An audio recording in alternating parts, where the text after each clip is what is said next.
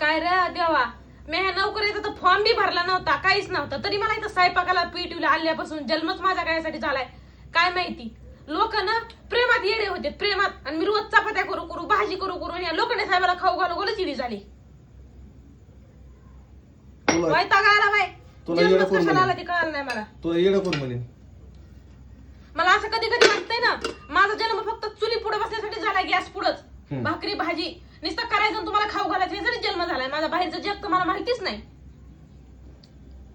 काय कर, सकाळी लवकर उठ आणि ये जरा पुण्याला राऊंड मारून, सगळं जग दिसन तुला.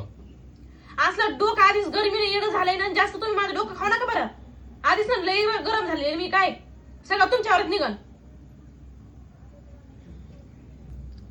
ते जाऊ दे, डोकं तुझं रोज गरमच राहते, त्याचा काही विषय नाही. आणि त्याची सवय पडून गेली मला. तर मस्त चमचमीत कर बरं काहीतरी खायला. करते ना, बेसन करायला लागली, बेसन हिरव्या मिरची. वैष्णवी, भांडण जाऊ दे घरी आता. वैताग आलाय मला लई, ट्रॅफिक मध्ये गुडघा गेलाय माझा कामातून. चमचमीत कर बरं काहीतरी खायला. नाही, तुम्हाला वैताग आला, तुम्ही एकटंच कामाला गेलते. मी नाही का दिवसभर अशी बसलेलीच आहे. तुम्हाला माहिती का, इच्छितून बाहेर तशी आली मी दिवसभर. अहो जीव जायची वारी आली ना, माकडावणी तोंड झालाय माझ्या अंगाला. मासणार आहे तुमच्या संसाराच्या पायी.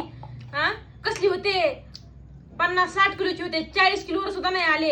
इतका जीवाचे हाल चालू आहेत, तरी पण नुसतं चमचमीत खाऊ घाल आणि चमचमीत खाऊ घाल. कधी विचारायचं नाही तू थकलीस का ग, तुला कटाळा आलाय का, रोज 4 किलोमीटर जायचं चलत, 4 किलोमीटर यायचं चलत. आई ती गाडी दिली खाली बसायला तरी बी नाटकं सुरू आहेत नुसते. हत्तीसारखे होते म्हणून मी गाढवासारखे झाली म्हण.